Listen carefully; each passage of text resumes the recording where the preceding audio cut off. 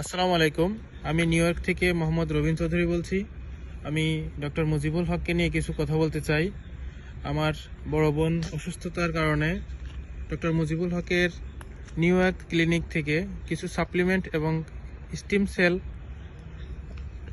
চিকিৎসা নিয়েছিলেন, কিন্তু কিছুদিন পরে আমরা বুঝতে পারি যে তার কোনো উপকারই আসেনি এবং এই বাবদ আমাদের খরচ হয়েছে $39,000-এরও বেশি। এবং আমি এজন্য বাংলাদেশের সকল জনগণকে জানাতে চাই যে ডক্টর মুজিবুল হক একজন ভণ্ড এবং প্রতারক। আর আমি চাই যে এই রকম ক্ষতিগ্রস্ত যেন আর কেউ না হয়। এজন্য আমি বাংলাদেশের সকল জনগণকে জানাতে চাই এবং নিউজকর্মীকে ইনফর্ম করতে চাই যেন কেউ আর এই প্রতারকের ফাঁদে না পা দেয়। আমি চাই যে তার মুখোশ উন্মোচনের জন্য আমি ফেসবুক বুস্ট করা থেকে শুরু করে যা যা করা লাগবে আমি সব কিছুই করতে পারবো।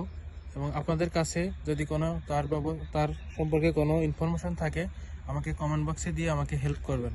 আর আমি সকল ধরনের স্টেপ নিতে প্রস্তুত আছি।